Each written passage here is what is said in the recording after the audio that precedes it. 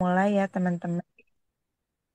Dan Pak Misno juga nih karena mungkin baru pertama kali juga ya Pak ya ikutan kegiatan Mm-mm.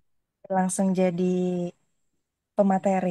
Nah, perkenalkan lagi teman-teman yang baru join. Jadi Temu Sejarah ini adalah komunitas penggemar buku-buku sejarah. Jadi kita mengadakan diskusi setiap Kamis malam dari jam 8 Mm-mm. sampai jam 9.30. Dipilih malam-malam nih biar pas waktunya ya, pas teman-teman sudah pulang, sudah bisa santai sambil istirahat, pengantar tidur gitu, kita diskusi dulu. Nah, kebetulan nih diskusi Temu Sejarah kali ini sudah ke 61. Kita rutin dari Banyak ya. awal tahun lalu gitu ya.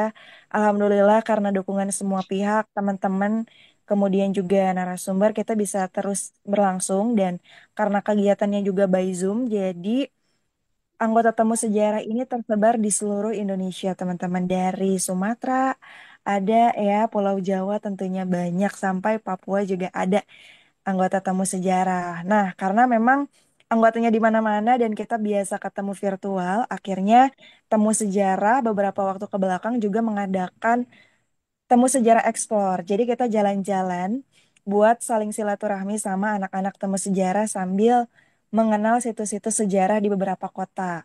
Nah, yang pertama di tahun lalu kita sempat ke Bandung, kita explore di kawasan kota Bandung. Kemudian di ulang tahun temu sejarah yang pertama di bulan Januari kita ke Solo, kolaborasi sama komunitas Solo Society. Nah, Lu, susah. lalu minggu lalu kita jalan-jalan ke Ngawi bareng komunitas Sadar Lestari Ngawi, kita menjelajahi Benteng Pendem. Rencananya nih Hmm. teman-teman buat bulan depan karena memang sepertinya ya kita pengen ketemu langsung gitu ya sambil kita bisa jalan-jalan bareng biar lebih seru, selain diskusi bisa jalan-jalan. Bulan depan kita mau ke Malang rencananya. Terus di bulan Juni kita ke Jakarta. Jadi teman-teman yang kira-kira tertarik pengen ikutan boleh banget untuk join di kegiatan Temu Sejarah nanti ya. Dan ini juga dikasih tahu dari sekarang nih karena pas kemarin itu ternyata banyak yang telat ya karena acaranya ngedadak. Jadi yang dari luar kota tuh pada susah gitu yang mau ikut. Mudah-mudahan nanti teman-teman bisa kumpul ya yang ada di Jawa Timur, nanti next di Jakarta dan entah nanti kemana lagi. Mudah-mudahan ada waktu, ada kesempatan dan ada komunitas yang bisa kita kolaborasi sama-sama. Oke, mungkin itu pembukanya. Kita langsung saja ke Kak Bintang ya buat memandu acara pada malam hari ini. Silakan Kak Bintang. Oke, terima kasih Kak Tiwi. Pokoknya selamat malam ya teman-teman, temu sejarah, Pak Wisnu, dan yang lainnya. Ini sudah di-spill Kak Tiwi tadi menjadi seri ke-61 ya. Ternyata nggak apa, nggak kerasa udah banyak sekali eh, konsistensi yang sudah dibangun sama temu sejarah. Dan di malam ke-61 ini kita akan bahas buku baru yang mungkin mengenai sejarah dan antropologi ya. Ini menarik sekali bukunya dari Pak Abdurrahman Wisno ya. Bukunya judulnya seperti di layar itu, yaitu Reception Truth Selection Modification. Mohon maaf kalau Inggris saya kurang benar juga ya, yaitu Antropologi Hukum Islam Indonesia ya. Jadi mungkin dari judulnya itu sudah menggambarkan apa yang akan dibahas dalam bukunya. Jadi memang menarik teman-teman. Saya tadi masih sempat baca-baca juga. Memang bukunya itu tebal. Jadi mungkin hmm, apa namanya penjelasan pembahasannya itu sangat dalam dan jauh mungkin cara Pak Amisno dalam apa namanya penelitiannya itu. Tuh, ya. Jadi untuk awalnya ini mungkin saya spill dulu ya profilnya Pak Amisno itu mungkin kecil-kecilan, nanti yang lengkap biar beliau sendiri yang mengenalkan ya. Kalau dari hasil riset yang saya baca dari apa halaman terakhir buku di profil penulis itu, Pak Dr. Abdurrahman Wisno ini itu lahirnya sebenarnya di Cilacap ya. Tapi tadi Iya kalau betul. ya di Cilacap ya Pak ya. Tapi ternyata sekarang tinggalnya di Bogor tadi ya Pak ya, malahan ya. Iya Kuliahnya di betul. Bandung, kuliahnya di Bandung, tinggalnya di Bogor. Jadi memang dari bukunya ini ada tiga hal ya yang tadi saya baca juga menarik sekali. Dan ini juga selalu menjadi pertanyaan saya sebenarnya Pak. mengenai bagaimana suku-suku asli dan mungkin aspek-aspek kerajaan masa lampau kayak zaman apa namanya Hindu Buddha sampai Islam di Jawa Barat itu kadang bikin menarik saya karena memang belakangan kan saya lebih sering ikut komunitas yang nyari sisa-sisa peninggalan kerajaan Hindu Buddha di Jawa Jawa Tengah khususnya karena tempat saya di Semarang itu gitu. Eh, itu jadi mungkin untuk mengefektifkan waktu ya langsung saja ke Pak Misno untuk mengenalkan diri dan mungkin langsung memulai apa kegiatan diskusi pada malam ini. Nanti biar banyak bisa kita ngobrol bersama-sama. Gitu. Monggo Pak. Baik, terima kasih. Bismillahirrahmanirrahim. Assalamualaikum warahmatullahi wabarakatuh. Salam sejahtera untuk kita semuanya. Sampurasun. Terima kasih atas kehadirannya. Luar biasa sekali ya. I'm extremely happy ya. Hari ini kita bisa diskusi, terutama memang satu topik yang menurut saya menarik dan lebih kurang 10 tahun ya saya dalami gitu ya. Jadi lebih ya dari 2008 sebenarnya itu. Jadi 2008 itu sudah kalau bahasa Sundanya itu apa ya ngaprak gitu ya. Ngaprak itu ya kita kebetulan juga punya komunitas ngaprak juga. Jadi komunitas untuk napak tilas budaya leluhur gitu dulu gitu ya. Sekarang juga masih aktif juga cuman rata-rata sudah mulai usia 45 ke atas gitu jadi sudah tua-tua. Makanya ketika ada undangan dari komunitas sejarah, wih, saya sangat suka sekali gitu ya. Kenapa? Karena apa? Memang itu ya my passion lah ya. Antusias saya juga di sejarah gitu. Dan kenapa ke kaitan dengan hukum Islam ya? Karena kebetulan memang terakhir kuliah saya itu di S3 Hukum Islam di UIN Sunan Gunung Jati dan kebetulan juga banyak teman-teman juga dari Unpad, kemudian juga dari Undip juga yang memang sama-sama di komunitas sejarah ya termasuk juga kenapa tadi saya kebetulan selesai SMA itu langsung ke Jakarta dan langsung 98 itu ke Bogor jadi di Bogor itu dari tahun 98 gitu ya 98 di Bogor sampai sekarang jadi sudah beranak pinak gitu ya jadi dari 98 sekarang sekitar 20 anak saya itu usia 28 tahun ya. Jadi ya 28 tahun di Bogor dan itu mungkin menjadi dasar kenapa kemudian kajian saya, studi saya itu tentang ya penasaran gitu ya. Kita udah lama di Bogor, apa sih yang ada di Bogor gitu ya. Mungkin sebagai awal saya akan share screen ya sedikit terkait dengan topik kita hari ini ya. Jadi nanti sebagai pemantik saja untuk kita bisa diskusi bersama. Saya juga senang ketika kita tuh nanti akan banyak diskusi, ngobrol dan lain sebagainya, gitu ya. Ini sebenarnya adalah satu riset saya di my dissertation ya, di disertasi saya. Memang judulnya itu adalah Reception Through Selection Modification ya. Saya tambahkan dengan menyibak sejarah Islam di Tatar Sunda ya. Nama saya juga jauh banget gitu ya. Abdurrahmannya tambah di Bogor jadi Abdurrahman Misno gitu ya. Asli dari Cilacap. Di Cilacap juga saya nulis beberapa kali juga tentang Sakat Sakat Tunggal di daerah mana ya Wangon, kemudian juga Benteng Pendem juga saya sudah explore juga sampai ke Nusa Kambangan berkali-kali saya ke Nusa Kambangan gitu ya. Kebetulan ada teman juga menulis tentang Nusa Kambangan dari sisi historis sejarahnya terutama dari sisi benteng-benteng yang ada di sana itu saya paling suka sekali gitu ya. Oke, saya awali. Mudah-mudahan nanti kalau mama slide saya kurang tidak berjalan, nanti mohon informasinya. Jadi ini muncul dari awal sebuah rasa penasaran gitu ya. Penasarannya kenapa? Karena saya tinggal di Bogor, ya di Bogor itu terkenal dengan sebutannya adalah Dayeuh Pakuan gitu ya.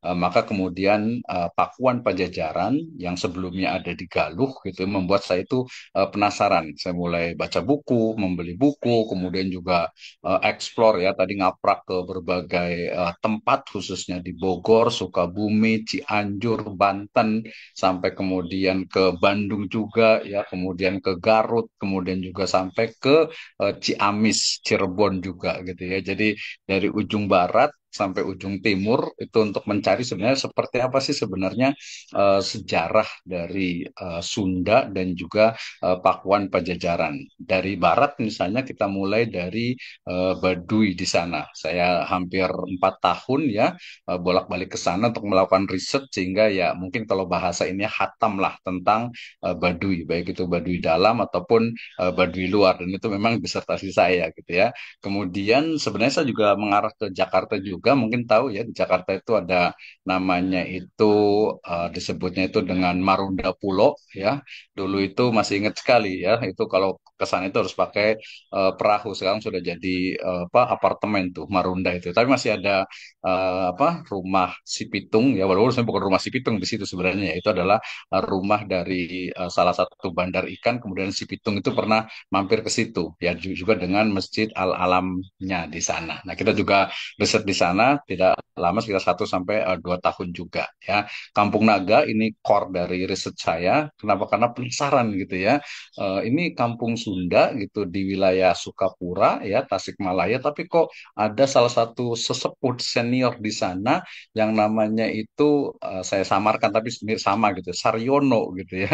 Saya bilang ini nggak mungkin, ini nama Jawa tapi dia lahir di situ dan memang sesepuh di situ gitu, kayaknya nggak mungkin gitu. Jadi rasa penasaran plus juga saya ikut satu workshop selama 4 bulan tentang etnografi di IAIN Suryalaya. Saya juga sempat riset di Suryalaya juga ya, di Abah Anom, sehingga kemudian akhirnya saya menemukan dua istilah nih yang kebetulan karena memang istilahnya apa ya, sama dengan di prodi saya yaitu di hukum Islam dengan Sunda Wiwitan. Akhirnya riset saya fokus kepada Islam dan Sunda Wiwitan gitu ya. Saya rasa ini sangat apa ya, mungkin kalau saya bilang di era gubernur sekarang ini mestinya ya mungkin sangat tren sekarang ini ya. Dan simpulannya justru akan saya memulai dari akhir. Kenapa? Saya akan mulai dari sesuatu yang memang ada sekarang ini kemudian menarik benang jauh ke belakang.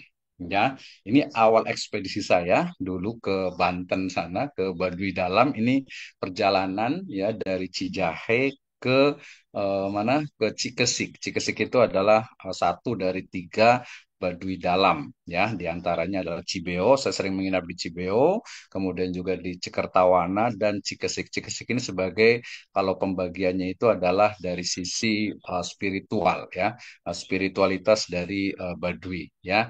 Nah, saya sebut dengan memulai dari belakang atau dari akhir. Kenapa? Karena saya mulai itu dari Bogor. Ya, karena berkali-kali saya datang ke, mulai dari tentu saya Batu Tulis, kemudian juga Arca Purwakalih, kemudian juga tentu saja di wilayah-wilayah yang ada ke arah selatan di sana ya, banyak ada situs misalnya apa Batu Gegelang ya, Kuta Gegelang, kemudian juga ada namanya Arca Domas, walaupun tidak tepat sebenarnya ya. Kalau kita lihat Arca Domas itu dan kita pergi ke Gunung Padang misalnya, itu adalah miniatur dari Gunung Padang. Arca Domas itu di wilayah Taman Sari Ciapus, Bogor bagian selatan. Kebetulan tidak jauh dari saya. Kemudian juga ada situs juga Cibalai, itu adalah punden berundak dengan di atasnya itu juga ada biasa. Kalau sekarang itu menjadi makam seperti itu ya.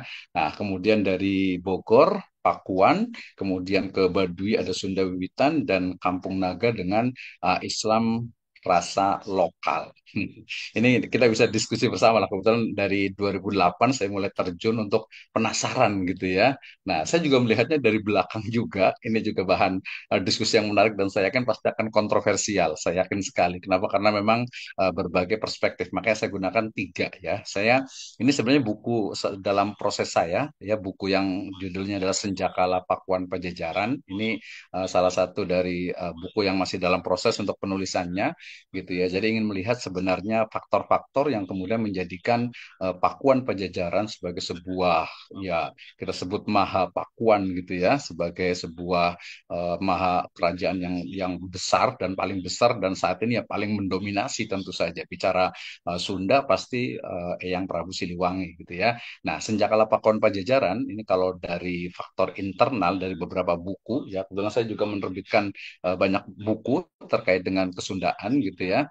Di antara yang terakhir itu saya kumpulkan dari mulai Siksa Kandang Karsian, kemudian juga Carita Parahyangan, kemudian juga Carita Ratu Pakuan sampai kepada Bujangga Manik ya. Ada sekitar 10 karya ya yang sudah diterjemahkan juga gitu. Kita coba republish kembali gitu ya. Nih. Di sini kalau saya lihat secara apa beberapa dimensi ya, kalau dari sejak kalanya itu mulai dari tentu saja saya berangkat dari wafatnya Sri Baduga Maharaja. Tentu saja di sini yang dikenal dengan istilah Prabu Siliwangi ya. Nanti kita akan bicara tentang bahwa Prabu Siliwangi itu adalah ya gelar yang kemudian oleh para seniman itu bisa dilekatkan bukan hanya kepada Sri Baduga tetapi juga kepada juga yang terakhir yaitu Prabu Surya Kencana ya. Nah, kemudian juga dalam beberapa riwayat terutama dari kalau kita mengambil dari kisah atau cerita yang ada di Carita Parahyangan ya, kita akan menemukan bahwasanya kepemimpinan yang tidak ideal ya itu yang juga menjadi salah satu dari apa penyebab akhir dari senjakala Pakuan Pajajaran. Kemudian secara eksternal kita juga melihat bagaimana dominasi dari politik Kesultanan Banten ya saya dari barat kemudian juga ke arah ujung dari Bogor kalau boleh tahu ya. Di sana itu ada namanya itu makam Raja-Raja Garisul gitu ya. Garisul di sana gitu ya. Walaupun sebenarnya saya juga tertarik dengan wilayah Bogor Barat itu sebenarnya ada namanya Jasinga yang merupakan Jaya Singa Warman itu juga salah satu dari apa ya kerajaan ya di bawah nyebutnya itu dengan Pakuan tentu saja gitu ya. Kemudian juga ya kalau Bogor kita juga eksplor juga sudah tentang bagaimana situs Ciarutan, kemudian juga prasasti apa prasasti kebun kopi, kemudian juga tapak gajah, termasuk juga yang di sungai yang sampai sekarang nggak bisa diangkat gitu ya. Dan yang terbaru tentu saja ada tentang situs di Pasir Angin itu juga menjadi salah satu kekayaan yang sangat luar biasa gitu ya. Walaupun kita tahu ya kalau kita bicara tentang sejarah sering sekali ya mandek dengan mungkin dana lah gitu ya, dengan mungkin kepedulian dari pemerintah gitu ya, itu yang memang sudah biasa lah. Walaupun tidak boleh dibiasakan sebenarnya ya. Nah, kemudian secara legenda juga ini Islamisasi dari Prabu Siliwangi juga menjadi sebuah legenda yang memang sudah mengakar di kalangan masyarakat Sunda. Kemudian istilah saya menggunakan kata petik ngahiang gitu ya. Ini juga menjadi bahan diskusi kita. Oke, berikutnya ini yang juga menarik gitu ya, yang menarik yang sebenarnya ini tadinya judul ini sebenarnya yang mau saya bawakan gitu ya. Jadi tentang Kamana gitu ya, kemana keluarga Kerajaan Pakuan Pajajaran dan rakyatnya setelah Pajajaran itu diekspansi oleh Kesultanan Banten dalam hal ini gitu ya. Kalau dari karya sastra, kebetulan saya mengumpulkan satu naskah yang memang di masa apa wali kota sebelumnya di Bogor ini dilarang karena memang kontennya isinya itu agak sedikit apa ya provokatif ya mungkin pernah dengar namanya itu pantun Pajajaran ya kalau agar lebih mudah kita nyebutnya pantun Bogor gitu ya. Nah pantun Bogor itu ada mulai dari cerita tentang Dadap Malang Sisi Cimandiri kemudian juga apa yang cukup sulit sekali untuk mendapatkannya itu adalah pantun gedenya gitu ya. Kalau pantun letiknya itu biasanya saya punya sekitar 5 judul ya tentang itu. Bahasanya pakai bahasa Sunda, Sundanya Sunda Jasing nggak. Kebetulan sekarang saya sudah 28 tahun di Bogor ya bisa sering baca gitu ya. Nah ini menarik nih ya. Jadi kalau dari karya sastra itu ceritanya ya ya memang agak sedikit provokatif, kemudian juga dramatis dan sedikit ya ada manipulatif juga gitu ya. Itu menarik kalau menurut saya itu. Saya baca sudah hatam kebetulan itu ya. Ada juga yang kemarin sempat saya riset itu yang Ronggeng Tujuh Kalasirna itu cerita dari awal sampai akhir. Makanya saya menyebut di sini karya sastra itu dengan mengungsi ke arah selatan, kemudian muncullah dalam karya sastra itu Cidadap yang disebut dengan Pajajaran Anyar. Ya di sana ada Ratu Purnamasari gitu ya. Nah, kemudian juga di Karsa itu gak ada istilah tadi ngahiang, ya ini juga jadi bahan diskusi yang tidak pernah ada habisnya gitu ya. Sementara kalau dari sisi sejarah kita akan lihat bagaimana ini sejarah ini saya ambil dari lisan berkali-kali saya ke Banten Selatan ya, terutama ke mana mulai dari sekarang namanya itu Gelar Alam setelah pindah sebelumnya dari Cipta Gelar ya sebelumnya lagi ke Cipta Rasa. Nah, itu sudah 3 kali, lebih dari sebenarnya lebih dari 5 kali gitu. Cuman yang saya alami itu 3 kali perpindahan. Rata-rata antara 10-20 tahun mereka berpindah. Terakhir sekarang yang baru 2 tahun yang lalu pindah lebih kurang itu ke Gelar Alam. Misalnya saya juga diskusi, nanya langsung bahkan to the point gitu ya. Sebenarnya ini dari mana sih gitu ya. Ada rekamannya di YouTube saya juga dengan Kang Endai di Cipta Cipta Rasa ya. Cipta Rasa itu ada rekamannya juga, boleh dilihat juga tuh ya. Jadi sebagian keluarga kerajaan secara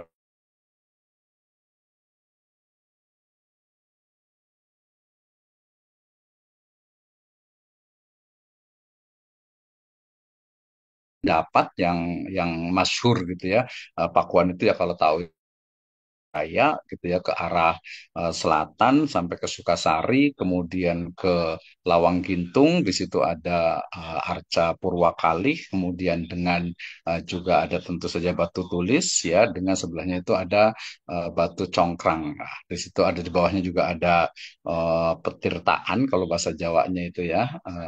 Pentirtaan gitu ya. Nah, di situ juga ada. Nah, dari analisis itu ternyata ya eksodus terhadap, mungkin mohon maaf kalau katanya kurang tepat ya, saya menggunakan kata agar lebih menarik, eksodus secara bertahap keluar dari Pakuan menuju wilayah barat dan selatan. Saya juga sampai ke Mandalaan. Di sana kalau nyebutnya sih situs dari Salakanagara. Ya, itu yang awal sekali itu masuk ke dalam buku-buku sejarah gitu, walaupun perlu di riset kembali sebenarnya. Ya, dan juga beberapa keluarga istana dan rakyat masuk Islam dan tetap berada di wilayah Pakuan. Ini juga menarik juga. Nah, kemudian karena tadi ya saya kebetulan kuliahnya dari program studinya hukum Islam ya, kemudian juga tapi suka sejarah dan suka etnografi ya, suka ingin seperti apa sih sebenarnya gitu ya, sejarah tentu saya masuk di dalamnya. Jadi saya akan bicara tentang bagaimana politik dan kekuasaan Islam sebagai rahmatan lil alamin, dan tentu saja adat yang kemudian diterima oleh Islam. Ini foto saya dengan Pak Eman Sulaiman. Saya menerbitkan buku beliau lebih kurang ada sekitar 5 sampai 7 ya, terkait dengan kesundaan. Hasil penelitian ya ini sebenarnya menarik juga jadi bahan diskusi kita terkait dengan Pakuan Pajajaran ya, mulai dari masa kejayaannya gitu ya. Terutama nanti kalau nanti ada teman-teman yang ke Jakarta, mampirlah ke Bogor boleh ya. Nah, di Bogor banyak sekali situs tuh, asal mau saja gitu, dari yang klasik sekali ya, dari masanya apa, mungkin ya dari masanya Tarumanegara di Bogor bagian barat sampai ke tentu saja Istana Bogor dengan kebun kebun rayanya ya, masa kolonialisme ya. Nah, sejak kala Pajajaran kita bisa juga diskusikan Baduy ya. Dari analisis saya itu ada sebuah kemandalaan. Ya, kemandalaan itu apa ya? Mungkin mirip padepokan gitu ya. Nah, cuman memang sampai hari ini ya sangat tertutup sekali, dalam artian kalau misalnya kita ikut, saya ikut berkali-kali ikut ritualnya, ikut ke sebaknya, kegiatannya gitu ya. Tapi untuk menanyakan langsung tentang bagaimana, ya walaupun saya juga punya buku terakhir ya dengan Pak siapa, dengan Pak Asep ya, itu juga bicara tentang yang dulu saatnya Baduy bicara, kemudian juga terakhir itu akan kemana Baduy, itu juga sebenarnya banyak sekali rahasia yang mestinya kita bisa eksplor ya, tanpa merusak tentu saja budaya mereka. Misalnya Arca Domas misalnya juga Lebak Cawene misalnya. Ini teman-teman yang di sejarah Sunda pasti tahu istilah-istilah itu ya.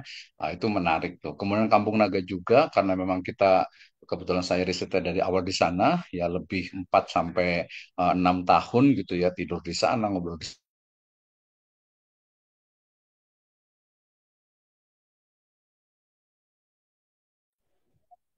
Kayaknya seru, menarik ya menarik teman. ya, sama dengan kampung mana yang di apa Leles itu, di kampung kita ada mulai kampung Kute yang ada di Ciamis, kemudian kampung Duko yang ada di Ciklet ya, Garut Selatan, kemudian kampung Naga, kemudian di Cangkuang ya, kita juga sampai ke Cangkuang juga, kemudian wilayah-wilayah yang lainnya kok ini kayak gimana sih, ini juga sebenarnya menarik. Maka saya simpen tuh film tentang Mataram, karena kebetulan terakhir saya juga riset di Kampung Laut namanya, di Cilacap itu, yang itu adalah juga sisa-sisa dari apa prajurit Mataram gitu ya.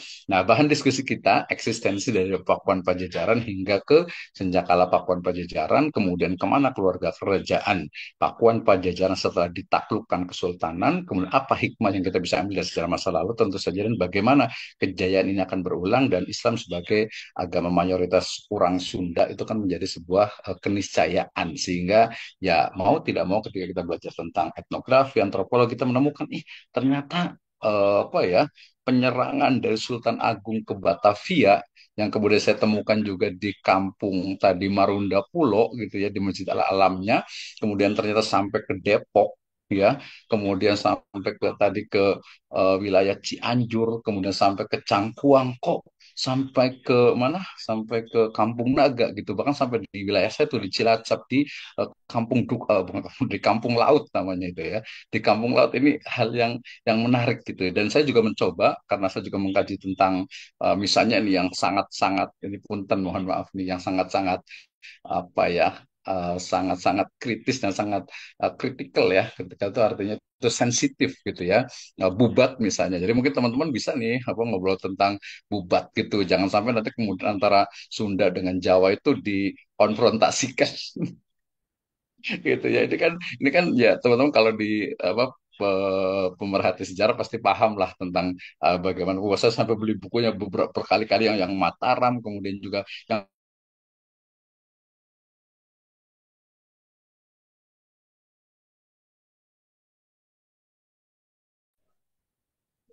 Sepertinya free ya Purworejo, teman-teman. Oh ya. apa Kebumen, kemudian Cilacap, kemudian Ciamis, Tasik, Bandung sampai ke Batavia itu juga menarik tuh. Nah, itu kajian saya. Jadi kalau dari bukunya ini kebetulan beberapa kali dicetak juga dan jadi di jurnal internasional juga, Reception Through Selection Modification, sebenarnya karena kebetulan program studi saya itu hukum Islam tapi saya suka sejarah dan suka etnografi, akhirnya saya mencari kenapa sih tadi mulai dari akhir itu ketika masyarakat Baduy itu mau menikah gitu ya, pasti lelakinya itu akan datang ke penghulu dan membaca syahadat. Nah, itu Oh, menariknya gitu. Syahadatnya apa nih? Asyhadu alla ilaha illallah wa asyhadu anna Muhammadar Rasulullah. Ingsun angweruhi satuhune ora ana pangeran iwalku Allah.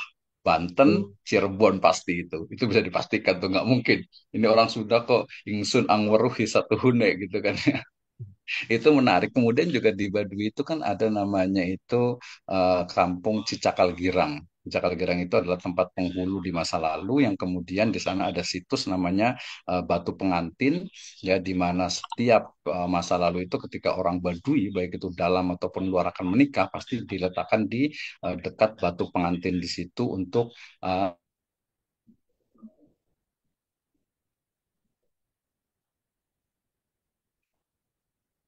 wilayah yang kalau analisis saya sementara sih sebenarnya itu adalah saya sempat menulis itu dengan teman itu di apa YIN Pontianak itu tapi di jurnal internasional tentang jadi kami menyebutnya dengan peribadahan atau tempat ibadah sebelum Islam yang eksis sampai sekarang.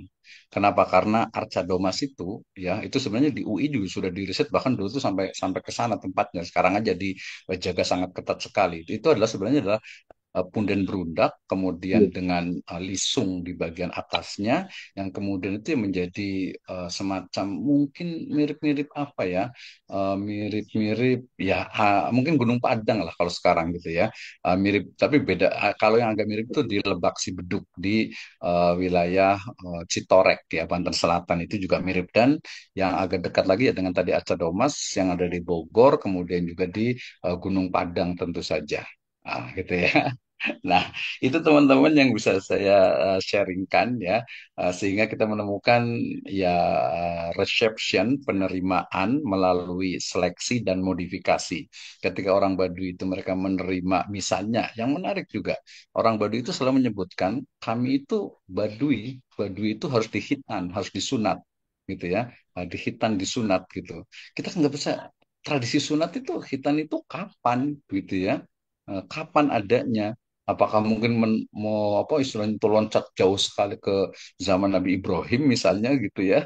Nah, sementara Nabi mereka kan menyebutnya Adam. Dalam buku tulisan saya juga Tritang itu di Bumi Parahyang itu di jurnal itu bicara tentang Adam itu menurut mereka itu ada tiga. Ada Adam Hawa, kemudian ada Adam Serping, dan satu lagi ada Adam yang namanya itu adalah Adam Tunggal. Nah, itu spiritualitas mereka tuh. Jadi ya menarik lah itu bagian dari budaya kita gitu. Kalau di Kampung Naga mereka sampai hari ini menganggap bahwasannya kajian atau ritual hajat saksi itu yang menjadi bagian dari semacam dalam tanda petik ini ya, menggantikan dari ibadah haji dan umroh gitu ya. Itu di depan Bugo Bersih itu kan ada tuh yang pakai baju putih-putih gitu ya. Kita juga mengikuti gitu kan Iya. ya, mandi di kali gitu ya, kemudian di apa ke makamnya, ke ininya gitu. Jadi ya itu etnografi. Saya terakhir ya kalau di Baduy itu jalan kaki berangkat jam 5 sampai tempat itu jam 4 sore gitu ya. Jadi betul-betul menurut saya menjiwai sekali. Itu teman-teman kita bisa diskusi ya Kang Bintang ya Mas Bintang ya untuk Iya. seperti apa sih sebenarnya. Jadi memang masih agak ngambang tapi saya rasa justru itulah keadaan yang ada di Jawa Barat khususnya di Bogor dengan berbagai perspektifnya. Nah, mungkin nanti bisa ngasih apa nih perspektif lainnya nih yang bisa digunakan. Silakan Kang Bintang kita bisa diskusi bersama. Oke, menarik sekali ya teman-teman. Jadi seperti yang saya apa namanya saya duga tadi bahwasannya memang penelitiannya itu membutuhkan waktu yang sangat lama, tadi sampai 8 tahun dan yang pasti apa yang diteliti sama Pak Misno ini sebenarnya kalau kita pakai periode sejarahnya apa pendidikan sejarah di Indonesia itu 3 periode loh teman-teman. Jadi di masa kuno, terus masa klasik ya, sampai masa Islam itu. Bahkan tadi juga bercerita sampai masa-masa ketika kolonial penyerangan Mataram ke mana itu Batavia tadi ya teman-teman. Jadi mungkin pada Mhm. malam hari ini bisa kita diskusikan panjang lebar sekali, bisa banyak topik yang mungkin bisa kita bicarakan bersama gitu, bisa didiskusikan. Mungkin dari teman-teman ada yang mau menanyakan sesuatu atau mungkin berpendapat dari apa yang teman-teman dapatkan berdasarkan buku yang berhubungan dengan apa yang dibahas sama teman Pak Misnu. Silakan kalau teman-teman ada. Oh ya, silakan Kak, Kak Arga sama Nih, Kak Kang Tivi Arga, boleh wah kita bisa ngobrol nih. boleh langsung. Monggo, silakan. Gimana gimana? Mhm. Cek cek suara saya terdengar, Pak Dokter. Ya, Clear, clear, jelas. Iya, siap. Mhm. Emang sangat menarik sekali dan banyak penasaran saya ya dari pemaparan tadi membuat banyak sekali memori-memori tentang kesundaan ini jadi teringat lagi gitu, Pak. Yang pertama Mhm. ini tentang pendapatnya Pak Esa ya. eh, Pak Endang Saifuddin Ansori yang mengatakan Sunda itu Islam, Islam itu Sunda. Nah, ini apakah Sundanya Sunda yang mana begitu ya? Islamnya Islam yang mana begitu? Nah, apakah Pak Dokter nanti itu sepakat tentang apa namanya pemaparan atau kata-kata tersebut begitu? Itu yang pertama. Kemudian yang kedua ini mengenai unakusuk basa gitu Pak. Apakah nanti apa namanya istilahnya itu Baduy itu terkena unakusuk basa ataukah Sunda yang tanda kutip gitu Pak ya dijajah oleh Mataram gitu ya yang terkena unakusuk basa begitu. Nah, ini kan harus clear juga sehingga ini tuh Sundanya Sunda yang mana atau Sunda yang sudah bertransformasi atau enggak yang Sunda asli teh yang mana begitu. Itu aja Pak, dua dulu. Terima kasih. Oke, terima kasih ya. Jangan banyak-banyak satu-satu, biasanya suka lupa soalnya itu. banyak ya, tambah banyak gitu ya. Ini mau dijawab dulu atau ditampung dulu gitu Pak? Bener. Dijawab Ini. dulu aja, soalnya takut lupa biasanya. Oke, monggo. Silakan. Iya, Jadi, betul. Terima kasih, Kang Arga ya. Menarik nih. Kebetulan, saya kemarin juga sempat menawarkan ke Bu Tiwi itu, saya punya tulisan buku itu judulnya memang Islam Teh Sunda gitu ya. Islam Teh Sunda asli itu bisa lihat di ISBN, di Perpusnas juga itu ya. Islam Teh Sunda itu. Nah, hanya saja memang jadi perspektif dari seorang penulis, tentu saja dari seseorang yang memang melihat satu fenomena itu akan berbeda antara satu dengan yang lainnya. Sehingga kemudian dari perspektif mana nih kita boleh menyebutnya Islam teh Sunda gitu ya. Nah, kalau dari pendapat saya gitu ya, justru istilah Islam teh Sunda gitu ya, Sunda teh Islam itu lebih kepada perspektif dakwah dan komunikasi gitu ya. Kenapa? Ya karena melihat pertama dari sisi kehalusan budi pekerti, ya kemudian bahasa. kemudian juga kebiasaan, adat, tradisi, termasuk sebenarnya juga dari sisi sedikit ya mungkin dalam 50% ya dari sisi spiritualitas gitu ya. Karena memang melihatnya itu sekarang gitu ya, melihatnya itu sekarang bahwa oke, bahwa Sunda itu dia tidak istilahnya itu pengaruh daripada misalnya Hindu Buddha itu sangat kecil. Kalaupun ada di Pakuan Pajajaran itu lebih kepada justru Hindu dan Buddha berbeda ya sebenarnya ya. Justru malah nanti yang paling banyak itu adalah Tantra itu justru di kalangan elit politik saja gitu ya, di elit politik saja. Sementara di rakyat jelata lah istilahnya gitu ya, mereka apa meyakini adanya ya sebenarnya sih istilah Sunda Wiwitan juga perlu kita diskusikan sebenarnya ya, tapi lebih sebenarnya termasuk juga kita kan paham ya kalau pengamat-pengamat sejarah itu tidak langsung menyebutkan oh ini animisme, ini dinamisme, bukan ya, bukan tidak tentu tidak seperti itu gitu ya, tapi mereka memang di kalangan Sunda itu ya Wiwitan misalnya ya mereka meyakini adanya kekuatan ya kekuatan itu ya dari berbagai tempat ya tentu saja bukan hanya tumbuhan bukan hanya misalnya lokasi tertentu tapi juga dari binatang yang kita apa hewan lah ya lebih tepatnya ya yang orang nyebutnya dengan apa totemisme itu. Nah, sehingga kemudian orang menyebut Islam Teh Sunda itu lebih kepada perspektif dakwah dan komunikasi dan itu agar lebih memudahkan diterima dan konteksnya itu adalah kontemporer sekarang ini. Dan ini sebenarnya juga berlaku di Baduy.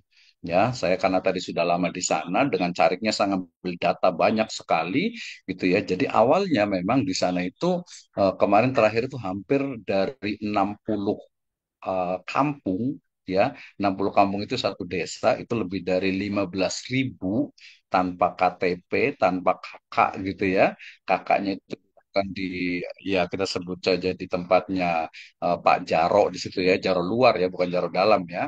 Nah, itu sebenarnya caranya itu karena memang mualaf Muslim gitu ya. Nah, itu ya mereka disebutnya Islam gitu ya. Kenapa? Karena mereka sudah baca syahadat. Nah, kalau saya dari perspektif dakwah, saya juga boleh mengatakan bahwasanya Baduy itu ya sebenarnya Islam. Kenapa? Karena mereka sudah membaca syahadat, gitu kan ya. Nah, tapi kemudian dari perspektif spiritual misalnya, ya itu disebutnya kalau Sunda itu kan pasti tahu tuh Tritangtu, ya. Nah, Tritangtu sendiri kalau kita dalami, yaitu kalau di Baduy ini misalnya gitu ya, saya komunikasi apa, saya interview, wawancara bahkan tidur di rumahnya Jaro di mana di Cikesik, kemudian juga di Cibeo dengan puunnya juga gitu langsung ini kayak gimana sih sebenarnya gitu ya. Ya menurut kami Mah, cenah tadi Nabi Adam teh ayat tilu cenah gitu. Anu hiji mah Adam Hawa eta anu jadi dakwahna Islam ku Kanjeng Nabi Muhammad sallallahu alaihi wasallam. Hiji deui Adam Serving eta nu di eta diutus ka Baduy. Ta terakhir Adam tunggalnya eta Allah Subhanahu wa taala lah istilahnya gitu. Jadi sebenarnya ya ya mungkin politeisme tapi kan mereka nggak tidak seperti itu gitu ya karena apa keyakinan misalnya ini menarik nih ya gitu ya waktu ketika saya ke sana ke Jaro Sami namanya gitu ya saya tanya Jaro eta kunaon pareteh teu meunang di apa ditanam gitu nya sarang bolet sarang-sarang dangder sudah gitu ya saya tanya, kenapa Pak Jaro padi itu nggak boleh ditanam bersamaan bersebelahan dengan singkong gitu ya. Jawaban mereka cenah baheula mah katanya jari putri singkong itu lebih cantik daripada Nyi Pohaci gitu ya. Tapi saya nemukan di mana kemarin itu terakhir itu di wilayah Afrika itu ternyata mereka percaya dengan kan kayaknya hampir nggak ada tuh kepercayaan terhadap apa Dewi Singkong gitu kan nggak ada tuh. Saya kayaknya belum menemukan. Nanti mungkin boleh dikoreksi ini ya. Tapi kemarin saya lihat di beberapa peradaban di tempat lain di luar itu ternyata ada mereka gitu ya. Ini kayaknya akan ketemu tuh Nyi Pohaci dengan Dewi Sri dengan kan itu memang juga sama ya dengan kebudayaan-kebudayaan di Asia Tenggara kan ya di Vietnam, di Thailand itu kan hampir sama juga. Ah, itu. Jadi jawaban pertama adalah dari perspektif dari penulis dan juga bahasa yang masalah dakwah gitu ya. Itu yang pertama tuh. Oke. Yang kedua, tadi kalau kalau Pajajaran sebenarnya banyak banget tuh ceritanya. Terutama tadi ya tadi nyebutnya saya dengan sastra ya, bagaimana misalnya Sri Baduka Maharaja, Eyang Pamanah Rasa itu menikah dengan Nyi Subang Larang gitu ya, sehingga di situ ada Subang di Jawa Barat, kemudian juga ada pesantren apa Puro di Karawang gitu. Saya juga sudah ke Batu Jaya juga di sana itu. Luar biasa sekali lah pokoknya gitu ya, harus yang muda-muda nih harus terus dieksplor ini ya. Tadi makanya kalau ke Jakarta sayang banget ke Jakarta nggak ke Batu Jaya nggak ke Bogor, aduh rugi banget gitu ya. Jakarta ya paling cuma Cilincing tadi apa Marunda Pulau paling juga ke ya kolonial semua kali gitu ya kebanyakan gitu ya. Nah, itu menarik. Nah, kemudian jawaban yang kedua terkait dengan justru tadi sebenarnya tidak tepat ketika mengatakan kalau saya bisa mengatakan pengaruh dari Mataram itu hampir tidak ada di Baduy, tidak ada gitu ya. Yang pengaruhnya yang jelas sekali itu kalau kita hitung itu 125 tahun yang lalu itu sudah ditulis ya, Jules Jacob gitu ya, peneliti dari Perancis tentang etnografinya Baduy gitu ya. 120 tahun yang lalu itu sudah ditulis.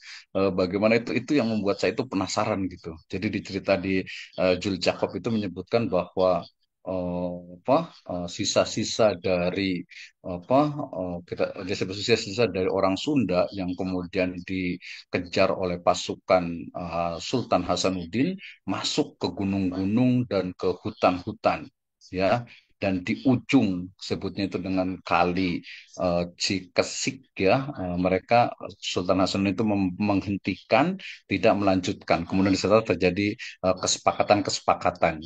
Nah, kesepakatan nah, nanti kaitannya dengan fikih lingkungan, mereka kan sampai hari ini tidak boleh pakai sabun, tidak boleh pakai shampoo gitu ya. Kalau ke Baduy itu kalau saya ya kalau sehari, 2 hari, 3 hari masih oke gitu ya, masih enak lah, keren gitu ya, amazing gitu ya. Pokoknya kayak saya pernah keluar malam-malam gitu, terus di tengah hutan itu apa ya jamur-jamur yang nyala itu, jadi kayak apa ya avatar, gitu ya. Avatar, oh jadi avatar sih. Pokoknya yang biru itulah, planet biru itu keren banget itu Masya Allah. Tapi kalau sudah 4 hari 5 hari, aduh, mau ke kamar mandi susah gitu ya, mau mandi juga susah gitu ya, sinyal juga nggak ada gitu. Tapi kalau saya duduk di sana pakai ikat, pakai apa namanya sarung pendek gitu, itu kita kayak hidup di abad ke ya 16 17 lah ya.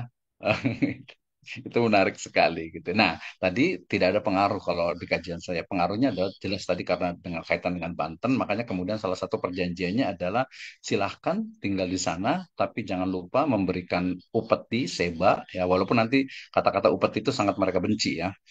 Seba, tahu seba itu ya, seba. Jadi setiap tahun itu memberikan hasil ladang itu ke dulu itu Kesultanan Banten, pernah juga ke Bandung, terakhir ke Gubernur Banten. Nah, itu tiap tahun saya yang ikut jalan kaki itu jauh sekali itu. Di situ kemudian juga berikutnya adalah perjanjian kalau mau menikah itu harus ke salah satu dari prajuritnya Sultan Hasanuddin. Nah, disitulah yang laki-lakinya saja. Tadi yang laki-lakinya saja yang datang kemudian diajarkan syahadat tadi itu. Nah, syahadat tadi kan syahadat Banten, Cirebon pasti bahasanya. Jadi Mataramnya terlalu jauh nggak ada gitu ya. Nah, kemudian bahasanya awalnya saya ke sana pertama kali itu 2008 kali ya. Itu saya dengan teman-teman yang di sana, saya pikir saya nggak bisa komunikasi gitu ya. Tapi setelah 1 kali, oh bisa kok komunikasi Sundanya juga. Nah ini yang menarik nih, teman-teman di linguistik pasti tahu dong, yang namanya bahasa itu sebenarnya undah-usuk itu justru tidak apa ya, sangat tidak Sundawi sekali gitu ya. Sunda itu egaliter. Makanya iya mah upami di Sukapura, di Bandung, di Cianjur, nyarios masaurna teh Sunda Bogor mah badag cenah gitu ya heurak gitu ya. Saya selalu mengatakan tidak, justru siapa misalnya itu eh, siapa tuh anaknya dari Sri Baduga saja menyebutkan Nusia gitu ya. Jadi menyebut ke orang tuanya itu sia gitu ya. Kalau sia itu ya anggapannya itu kasar ya. Kalau saya mengatakan tidak, justru bahasa Sunda itu bahasa egaliter. Sama juga nih punten pisan ini kalau kebetulan saya dari Cilacap, Banyumas itu kan ngapak gitu ya. Itu kajian tentang bahasa, justru bahasa asli Jawa itu ya itu sebenarnya. Kenapa kemudian jadi bandek, jadi bahasa itu karena justru karena pengaruh kolonialisme gitu ya. Itu saya baca tulisan kajian tentang dari satu profesor di UGM. Enggak, sebenarnya sama tuh. Sunda juga sama di Bogor ini. Bogor yang lebih asli lagi itu adalah di Jasinga. Ya, di Jasinga itu tadi saya punya sekitar 5 pantun Pajajaran itu pakai bahasa Sunda. Sunda Jasinga lah gitu ya. Nah, itu menarik gitu ya. Nah, justru tidak Unda Husuk itu tidak ada. Kalaupun sekarang ada itu karena mereka itu pengaruh dari luar. Ya, jadi sistem komunikasi, kebetulan saya juga sempat S1 di komunikasi juga di UT juga, sistem komunikasi mereka itu keren, bagus gitu ya. Kenapa? Karena mereka masih biasa keluar ke Jakarta, jalan kaki gitu ya. Itu masih berjalan terus, jadi komunikasinya berjalan. Jadi mereka nggak ketinggalan gitu ya, walaupun banyak hal. Terakhir, eh, jurnal saya itu tentang agak sedikit ini memang miris gitu ya antara kebutuhan lahan dengan ya adat yang memang harus diikuti. Ya dulu itu kan tadi ngahuma itu kan 2-3 tahun di sini pindah lagi. Sekarang udah nggak bisa. 1 tahun itu ya sudah di situ terus. Kenapa? Karena anaknya tambah banyak, ladangnya tidak bertambah. Nah, problemnya adalah apakah mereka akan tetap tidak menggarap, tidak boleh menggarap itu artinya melanggar adat, atau mereka akan mencari tanah baru gitu ya. Sempat juga dari Gubernur Banten itu menyediakan juga di tempat lain. Sama juga tadi seperti istilahnya itu keturunan Pajajaran yang ada di Gelar Alam. Mereka kan pindah-pindah terus juga gitu ya. Wah, itu kalau Banten Kidul itu dieksplor luar biasa tuh. Saya rasa udah pernah ke sana ya, ke Cipta Gelar, ke Cipta Rasa, dengan ke Gelar Alam sekarang itu. Jadi biar kita seperti hidup di masa lalu lagi itu etnografi seperti itu. Jadi bukan hanya sejarah gitu. Oke, itu ya intinya adalah egaliter, pengaruhnya tidak ada, justru bahasa itu yang memang ada. Seperti itu. Terima kasih Kang Arga, luar biasa sekali ini. Terima kasih Menarik Pak Dokter, sangat mantap sekali. ya. Oke, menarik sekali ya. Tadi banyak hal apa namanya yang sudah dijawab dari Pak Wisno tadi. Itu yang menarik juga bagi saya itu tadi Pak, bahwasanya pengaruh apa namanya Mataram ke Jawa Barat itu ternyata memang lebih banyak disebut di karya sastra memang ya. Kalau ternyata dari sumber-sumber yang antropologi atau sumber primernya ternyata seperti itu, ini benar-benar nambah wawasan kalau bagi saya juga itu menarik sekali. Oke, untuk yang kedua mungkin ada Kak Sabini ya, Kak Sabini. Monggo silakan mau open mic untuk menanyakan pertanyaannya boleh langsung. Oke, thank you. Makasih banget, Pak Wisnu. Kebetulan Silakan. saat oke, Pak Wisnu, kebetulan saat ini Rere itu adalah pengampu tafsir Tarbawi dan saat ini juga jadi editor buku Sarepna di Pajajaran karya Pak Aan Merdeka. Nah, yang mau ditanyakan adalah ayat-ayat pendidikan yang mana dan oleh siapa yang diadaptasi ke dalam proses masuknya Islam ke Tatar Sunda. Itu satu. Yang kedua adalah benarkah Kian Santang hendak mengislamkan kerajaan Pajajaran?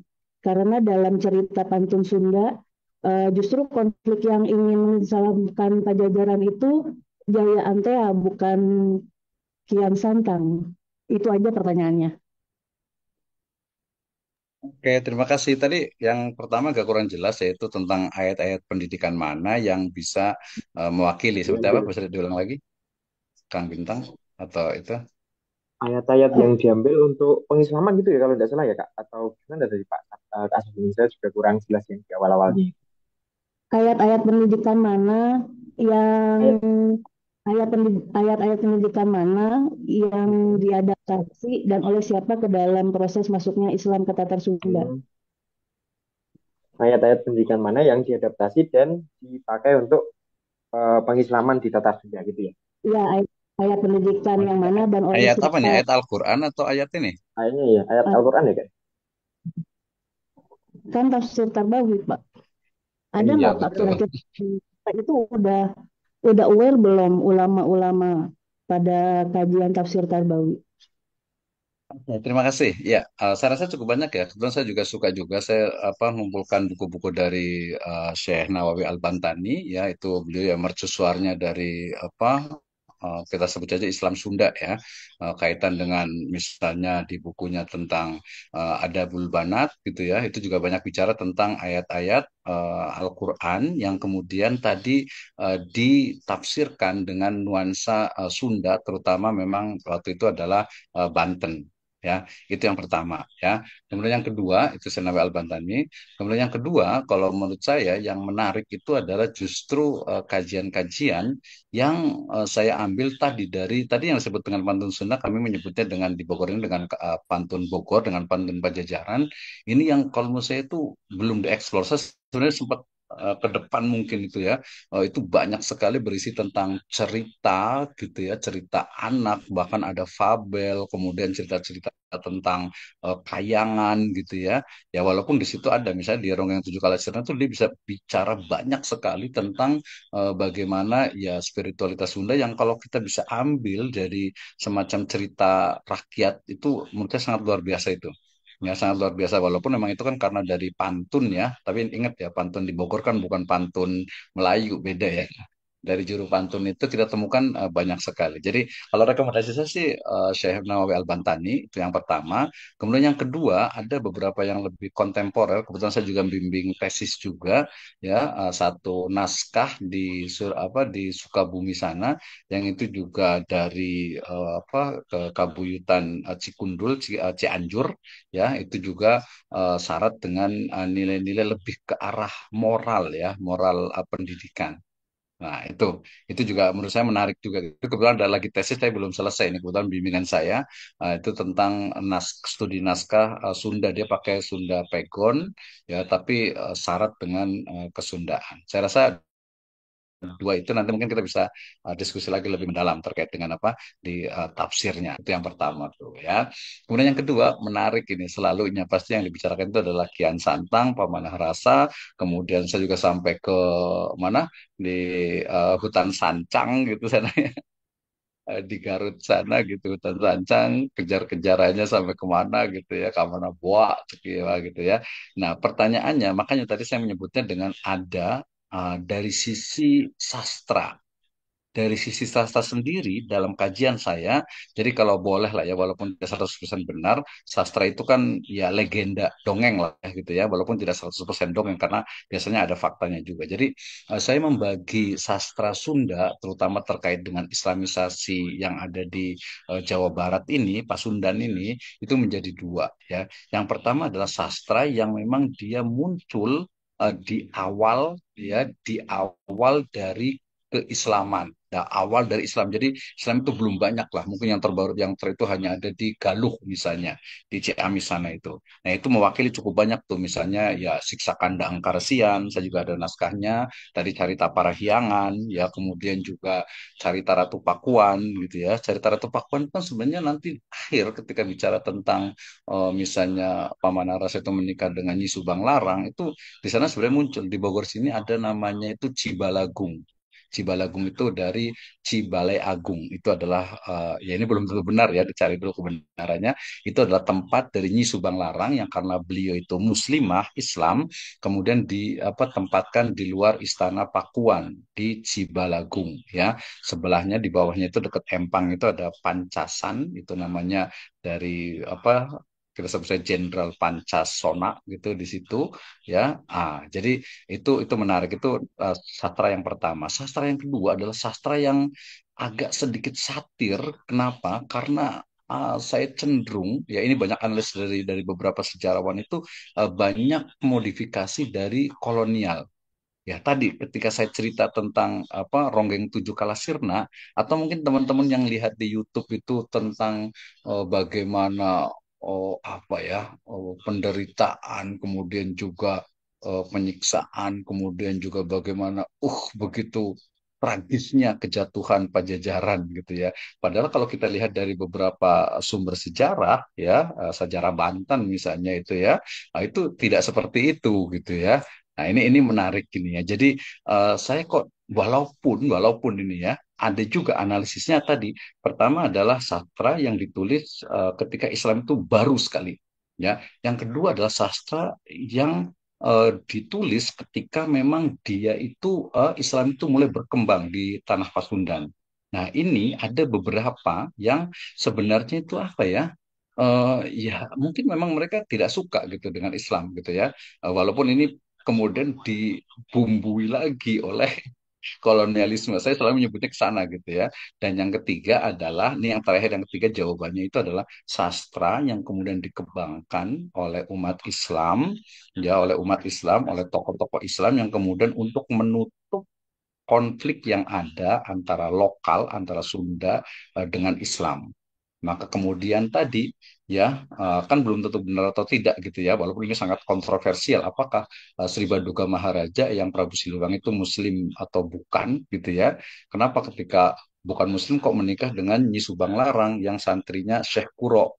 Itu kan menjadi perdebatan. Nah, tadi balik lagi kalau pertanyaan Kang Arga, kalau saya menyebutnya dari perspektif dakwah dan perspektif sosial kemasyarakatan, ya sudah, yang Prabu Siliwangi itu ya Muslim gitu ya. Kenapa? Karena ketika menikah kemudian otomatis kan bacakan syahadat. Nah, ketika klaim ini kita sebutkan berarti bertentangan dengan Kian Santang yang kemudian mengejar-ngejar bapaknya gitu ya, yang apa namanya sampai menjadi maung gitu ya, kemudian sampai Islam dan sebagainya. Nah, tentu saja ini juga bertentangan juga dengan apa? Dengan sebenarnya akhir 1579 itu Prabu Siliwangi yang mana, Siliwangi yang mana, Silihwangi yang mana gitu ya. Padahal kalau di beberapa literatur termasuk juga tadi Carita Parahyangan gitu ya di sejarah Banten juga bahwa itu adalah Eyang Prabu Surya Kencana dan itu sebenarnya sudah tidak lagi di Pakuan. Ya, nah tadi saya menyebutnya dengan eksodus itu ada yang ke arah timur, kemudian ke selatan. Jadi kalau kita sebutnya itu, kalau yang tahu Bogor itu mulai dari Sukasari, kemudian ke arah Ciawi, kemudian belok kanan ke arah Pancawati. Di sana ada sejarah Pancawati, kemudian sampai ke Cigombong, sampai ke Sukabumi, sampai ke Pelabuhan Ratu. Makanya di Ronggeng Tujuh Kalisirna itu ada Cidadak yang mereka nyebutnya dengan Panjaran Anyar, yaitu di di drama Wangsit Siliwangi itu. Oh, itu juga ada tuh sangat panjang lebar ceritanya ya agak sedikit dramatis sih ya yang orang Sunda Muslim aduh ini kayaknya memang agak-agak mengguncang iman gitu gitu itu yang pertama tuh. Nah, jadi itu yang kemudian berkembang karena memang apa Muslim begitu Islam itu begitu berkembang di tanah Sunda ini sehingga kemudian sastrawan-sastrawan ya Muslim itulah kemudian menutup jangan sampai ada celah untuk istilahnya itu kontroversi, perdebatan dan sebagainya. Tadi diantaranya adalah juga yang Prabu Siliwangi itu Muslim. Kemudian yang keduanya bahwa apa yang disebut dengan tadi Islam teks Sunda itu adalah bahwa keyakinan-keyakinan mereka itu sebenarnya tidak bertentangan. Kalaupun ada, itu sebenarnya hanya keyakinan-keyakinan lama yang itu juga diadopsi oleh Islam. Ya diadopsi oleh Islam. Misalnya mereka ya udah untuk acara misalnya apa untuk apa seren tahun misalnya ya seren tahun guru bumi misalnya kemudian juga menyimpan pare di Leit misalnya gitu ya itu ya diperbolehkan nggak ada masalah gitu ya. Nah itu cerita panjang yang kemudian sekarang ini kalau kita saksikan di misalnya gelar alam ketika menyimpan padi termasuk juga di Sindang Barang di Bogor sini ketika menyimpan padi ya diiringnya itu dengan salah satunya solawatan selain juga apa mantra-mantra untuk padi itu untuk menghibur Nyi Pohaci. Seperti itu ya. Jadi kalau saya lebih cenderung bahwa kisah dari Kian Santang dengan Prabu Siliwangi kejar-kejaran agar mengislamkan itu saya ini ya wallah alam ya ya bisa salah bisa benar gitu. Tapi kalau pendapat saya itu adalah satu karya sastra dongeng gitu ya yang kemudian untuk menutupi celah jangan sampai terjadi perpecahan di kalangan Sunda dengan Islam. Dan jadilah seperti itu yang mendominasi dari apa yang ada sekarang ini. Seperti itu. Yang menarik justru sebenarnya kajian tentang apa ya, tentang Sunda Wiwitan itu juga perlu didudukan dengan benar yang mana nih istilahnya. Itu Kang Win.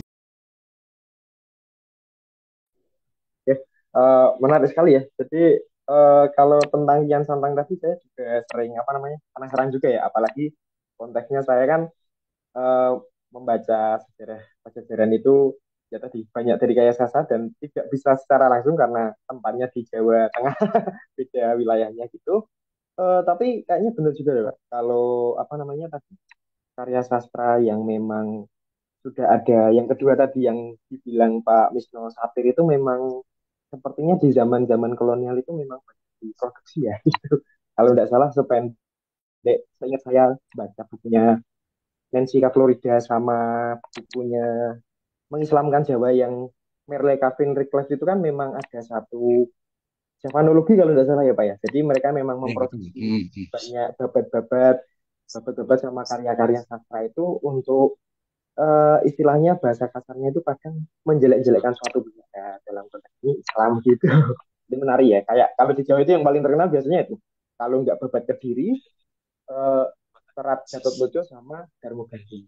Tapi Iya, ternyata betul. hal itu juga ada di Jawa Barat ya, menarik sekali.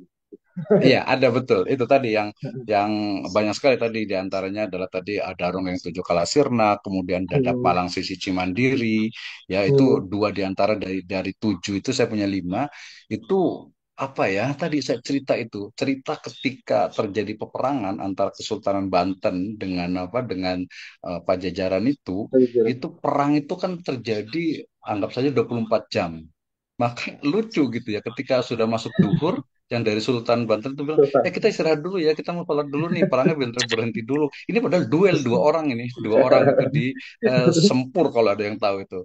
Terus asar kita berhenti dulu, saya mau sholat dulu nih gitu. Padahal kan nggak seperti Iya, iya. seperti itu gitu ya. Kemudian ketika banyak banget gitu banyaknya. Walaupun itu ya tadi akhirnya makanya di pemerintahan kemarin itu sempat dilarang. Kenapa? Karena agak sedikit tadi satir dan tadi yang paling penting adalah begini. Sumber itu saya akan dapatkan sudah diketik ya, sudah diketik, diketikan itu fotokopian itu pas saya minta fotokopinya itu harus juga harus bakar kemenyan, harus ngasih kopi, Iya, iya. susu dan sebagainya, terus dibaca mantra, ngaran sia Abdurrahman Misno. Berarti Arisia mau kosong cenah teh naon. Kamu mah nggak ada apa-apanya, nggak ada isinya. Ya, emang saya kan bukan spiritualitis gitu ya. Saya mau murni peneliti gitu ya. Jadi tadi iya. tadi jadi dari ketikan itu, kemudian diketiknya itu di mana di salah satu tokoh di sini di Bogor gitu ya. Kemudian itu adalah hasil dari terjemahan dari rekaman yang direkam oleh orang Belanda di Istana Bogor. Kemudian tulisannya adalah penulisnya itu adalah tulisannya Ki Baju Rombeng, tapi kan itu hanya tulisan saja nama Ki Baju Rombeng itu. Jadi sebenarnya kalau boleh saya telusurkan itu awalnya adalah pantun Sunda murni. Lebih tepatnya pantun Pajajaran. Pantun Pajajaran itu dibacakan. Nanti kalau mau aslinya itu tinggal datang saja ke Banten Selatan, di Cipta Gelar di Gelar Alam itu nanti setiap bulan Mulut itu biasa dibacakan satu malam penuh tuh. Tapi udah berubah, nggak persis. Beda dengan yang di Bogor itu. Dia lebih ke cerita kayangan, cerita tentang kejayaan dari Pakuan, kemudian cerita mereka eksodus ke Banten Selatan dan lain sebagainya. Nah, jadi dari cerita yang Pajajaran Sunda asli spiritual, kemudian dimasukkanlah tadi unsur-unsur dari masuknya Kesultanan Banten tuh ke mana ke situ ke Pajajaran itu. Nah, disitulah kelihatan sekali ini mau mengadu domba ini antara Islam dengan Sunda gitu ya. Ya, tadi mirip dengan kalau juru pantun di Sunda itu mirip dalang kurang Iya. lebihnya kalau di Jawa gitu ya. Walaupun kita juga punya Betul. dalang Wayang wayang sendiri wayang gitu golek ya. juga ada juga. Tapi dulu tuh kan wayang golek kan belum ada gitu kan ya. Jadi Nah, jadi juru pantun itu dia akan bercerita gitu ya, cerita ya yang terus dia didapat ketahui gitu. turun temurun gitu. Nah, Hmm. sayangnya kan bukan dia yang cerita, tapi kita hasilnya kan bukan dari rekaman cerita itu, tapi sudah Kubah. diterjemahkan dari Iya. yang dipanggil, direkam tuh di orang Belanda waktu itu, Scipio tuh yang menemukan batu tulis itu.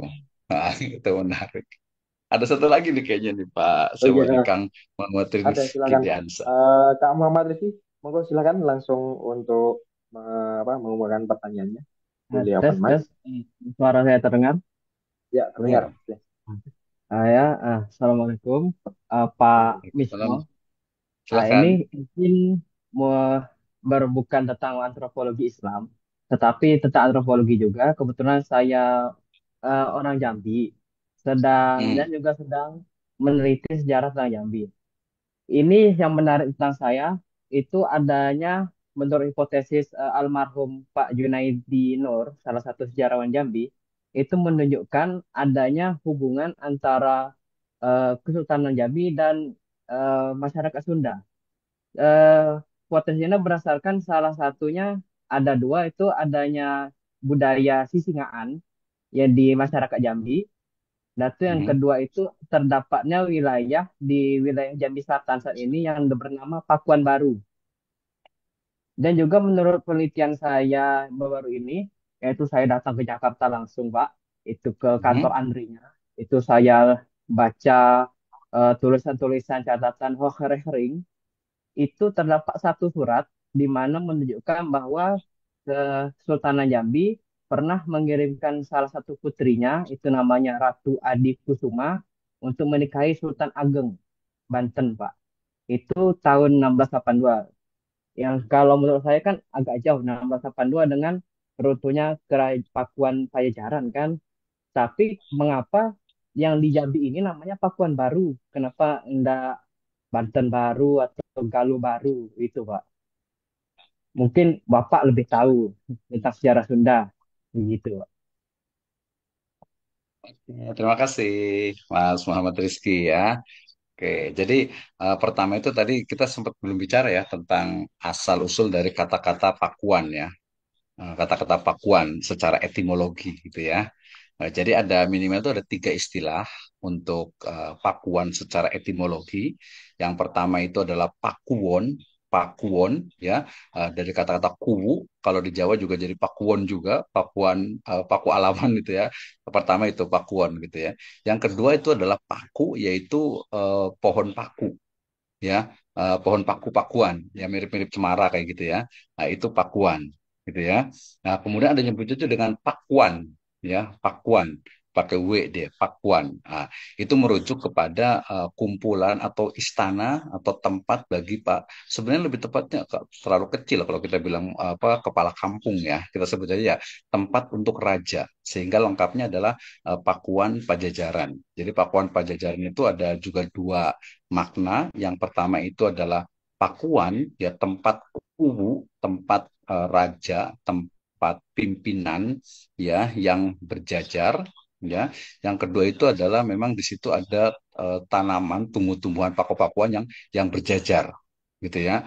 Nah, termasuk juga tadi ada istilahnya adalah pakuan yang merujuk kepada memang khusus tempat untuk kepala kampung atau raja. Kalau di Baduy itu namanya Fuun. Kalau di desa itu namanya Jaro. Kalau di wilayah Sukapura, Tasik itu namanya disebutnya itu dengan Kuwu. Nah, Kuwu itu Pakuwon, Pakuan. Nah, oke. Nah, dari situ kemudian kita bisa menyimpulkan bahwa istilah Pakuan lebih tepatnya itu adalah memang tempat untuk pemimpin dari kelompok komunitas masyarakat. Itu adalah Pakuan ya. Dan itu juga di Jawa dipakai juga Pakuwon ya, di Sunda juga Pakuan, Pakuan Pajajaran. Itu yang pertama. Yang kedua, bahwa tadi sebenarnya kalau saya di Banten karena agak jauh dari Banten, tapi saya juga mengumpulkan buku-buku tentang Banten ya, menarik gitu ya. Jadi sangat, kalau hipotesis itu sangat mungkin sekali, bukan hanya Pakuan, kita bukan hanya Banten ya, kita berangkat dari Pakuan. Bahwa Pakuan itu, Pakuan Pajajaran itu wilayahnya itu sampai ke Lampung. Bahkan sebelumnya kita tahu kan Tarumanegara dengan Bangka Belitung, dengan Palembang, Sumatera Selatan itu erat sekali hubungannya. Baik itu hubungan yang positif ataupun negatif, saling saling serang menyerang gitu ya. Buktinya adalah tadi di Candi, tadi kalau ke Jakarta harusnya ke Karawang ya, ke Batu Jaya. Candi di Batu Jaya itu ada dua lapis. Lapis pertama adalah buatan dari Tarumanegara. Kemudian lapis yang putihnya itu adalah buatan dari Palembang, lebih tepatnya Sriwijaya. Kalau kita bicara tentang Sriwijaya, itu bukan hanya Sumatera Selatan, tapi termasuk juga Jambi. Saya juga sempat ke Jambi juga, ke Unja dengan ke ini juga sempat ke apa yang Muara Muaro Jambi itu. Saya juga foto-foto juga, Jambi. wih ini luar biasa sekali gitu, keren banget lah Jambi pokoknya gitu ya. Ke Muaro Jambi itu. Nah, artinya sangat mungkin itu tadi yang mulai dari Tarumanegara, hubungannya jelas sekali dengan Sumatera Selatan, dengan Sriwijaya. Kalau kita bicara Sriwijaya itu bukan hanya Palembang, tapi juga termasuk Jambi, jelas sekali, clear itu. Yang kedua adalah masanya Pakuan Pajajaran itu juga wilayah itu sampai ke Lampung, ya.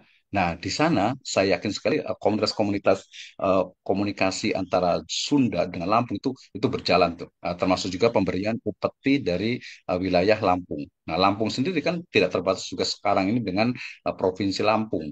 Nah, itu yang kedua. Yang ketiga Banten. Banten lebih lagi, ya Banten lebih lagi bahwa hubungan komunikasi antara Banten dengan Lampung, bahkan sampai ke Jambi itu kelihatan sekali dari beberapa surat-surat ya, terutama Husain Jayadiningrat kan ya, tulisan-tulisannya tentang sejarah Banten, saya ada bukunya juga itu bisa dilihat tuh, bisa dilacak gitu. Ya, termasuk juga tadi bagaimana bantuan-bantuan Banten yang memang pengaruhnya itu menyebar ke Lampung. Jadi, nah itu kedua yaitu dari sisi hubungannya erat jelas di situ tuh. Kemudian yang ketiga, kalau istilah Pakuan kemudian di sana, nah itu permasalahannya. Jadi kita perlu menggali pertama itu dari sisi bahasanya. Apakah juga di Melayu sana itu ada istilah pakuwon atau kuwu atau tempat untuk para raja gitu ya, untuk tempat untuk para pemimpin komunitas. Nah, itu ya. Kemudian tapi kalau hipotesis saya sih bisa jadi itu memang dua hipotesis saya. Yang pertama adalah memang hanya kesamaan bahasa untuk menggunakan kata Pakuan. Selama tadi ya istilah Pakuannya itu memang sudah lama gitu ya. Sudah lama tuh, bukan sesuatu yang baru. Misalnya saya ke Palembang itu ke yang di ujung itu apa namanya itu yang bukit apa gitu di Palembang itu bukit apa tuh ya. Dan ada teman itu yang tempat eh, siapa tuh yang Makasih. uh, ada kuburan itu. Saya sama ke sana juga itu lupa dulu tuh. 2009 itu ke sana itu. Itu yang ingetnya yang di sungai itu doang, Sungai Musi doang di tengahnya itu ke apa namanya ke kelenteng di situ tuh dulu. Oke, itu yang pertama. Analisis pertama hipotesisnya itu adalah hanya penggunaan bahasa yang sama. Dan penggunaan yang kedua itu adalah dari sisi bahwa bisa jadi ya bahwa memang ada komunitas keturunan Sunda yang memang di sana sehingga menggunakan kata istilah Pakuan gitu. Tapi kalau saya sih cenderung lebih ke yang pertama bahasa. Karena memang bahasa Melayu itu mestinya Melayu lama gitu ya, itu dekat tadi dengan catatan istilah itu memang sudah lama gitu ya. Berarti 1579 gitu kan ya. Nah, itu jadi abad 16-17 kalau adanya abad 19 gitu ya. Jangan-jangan itu transmigrasi lagi gitu. Itu udah lama tuh belum istilah Pakuan itu? Kalau untuk Pakuan sendiri di masyarakat Jambi kurang, Pak. Kalau untuk tempat raja-raja atau tempat berkumpul itu yang banyak dicatat sejarah itu banyak istilah-istilah dari Jawa macam Paseban. Hmm. Ini istilah Pakuannya itu apakah dia sudah lama atau belum? Di wilayah itu yang namanya Pakuan. Untuk istilahnya itu saya dari peta-peta Jambi dari zaman Denan itu memang sudah ada Pakuan itu, Pak. Tapi untuk Hmm. pada zaman kesultanannya lebih lanjut kurang ada bukti fisik. Itu yang Hmm. agak menghambat. Oke, menarik, menarik. Saya kebetulan ada teman, ada saudara juga di Unja juga, di Universitas Jambi juga.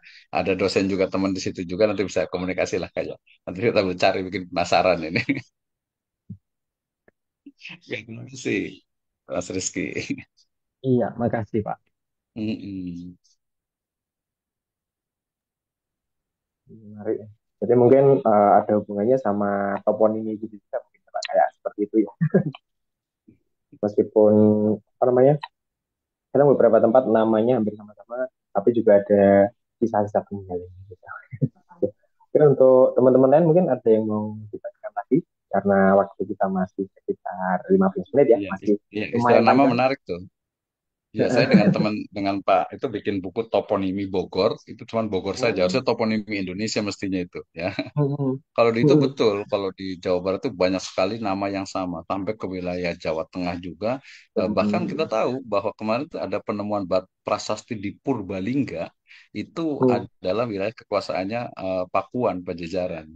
Makanya kalau Oh, saya ditanya, walaupun saya orang Purbalingga. Cilacap, tapi saya nyebutnya dengan Pajajaran Wetan gitu, karena memang itu Pajajaran Wetan itu sampai ke Banyumas. Bahkan kemarin saya baca satu artikel itu Gunung Selamat itu sebenarnya adalah Galuh Purba. Jadi Galuh Purba itu bukan di Ciamis tapi di Gunung Malah di Selamat Selamat. justru.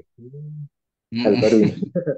Hal baru. Iya, bahkan yang penemuan terbaru yang ini ya, yang apa namanya itu Semedo atau apa tuh yang di Tegal itu Hmm, kan, manusia iya, purba itu kan, itu kan pabrik itu menarik juga tuh. Heeh, gitu smelternya. kan ya, itu kan menarik. Oke, terima kasih Mas Bintang ya, nanti saya bisa Oke, komunikasi lagi. selanjutnya. Atau Untuk boleh, yang tapi lain boleh nanti. juga. Hmm. Kalau saya mungkin sambil nunggu apa, mungkin kalau ada yang tanya lagi ya Pak, ya. Jadi kan tadi Boleh. banyak situs-situs yang mungkin dikunjungi sama Pak Wisnu ya. Dan kalau sependek buku-buku yang telah saya baca itu pelajaran kan kebanyakan ya kalau enggak Hindu atau Buddha gitu. Kalau di Jawa sini meskipun sudah terjadi perubahan kepercayaan, tapi mereka itu masih itu memanfaatkan apa namanya sisa-sisa situs-situs itu Pak. Meskipun secara situsnya bentuknya ya merepresentasikan dewa-dewa Hindu Buddha gitu. Nah, kalau di sana itu kebanyakan situsnya juga masih merepresentasikan dewa-dewa Hindu Buddha atau gimana Pak? Temuan situsnya itu kebanyakan. Iya, kalau di kajian saya hampir semuanya, makanya tadi reception, through selection, Hmm, modification. Jadi gitu. penerimaan dengan seleksi dan modifikasi. Contoh paling mudah Hmm, kan tadi misalnya kepercayaan terhadap Nyipu Haji misalnya gitu kan. ya, Walaupun sudah Islam, tetap saja mereka masih mempercayai masih ada itu itu. ya. Tadi contohnya di hampir semua kampung adat gitu. Jadi kalau kelebihan di Jawa Barat ini kan kampung adat ya, kampung adat. Jadi mereka Nah, komunitas-komunitas itu dari mulai tadi ada Kampung Kute di Ciamis, Kampung Naga di Tasik Garut, kemudian Kampung Dukur di Garut Selatan, kemudian Kampung Cangkuang di Leles, kemudian di Bogor itu ada Kampung Uruk, ada Sindang Barang gitu ya, kemudian juga ke arah Cianjur sana yang ada Gunung Padangnya, kemudian ada di Kampung Gajah juga yang makannya singkong di baru apa Bogor hmm, apa di Bandung Barat. Kalau di ya, Sukabumi, Banten itu banyak sekali komunitasnya itu, hmm, banyak sekali iya, gitu. Jadi, nah itu lebih makanya kesastra lisan, sumber sejarah lisannya itu cukup banyak gitu. Walaupun tadi banyak hmm, juga yang dimodifikasi itu banyak sekali. Misalnya di Sukabumi itu ada museum Prabu Siliwangi di pesantren Al-Fath namanya itu. Saya juga hmm, datang ke sana untuk memastikan, tapi saya bilang enggak, ini enggak asli, saya bilang gitu. Nggak iya, ada di catatan banyak sejarah itu gitu. nggak ada gitu kan.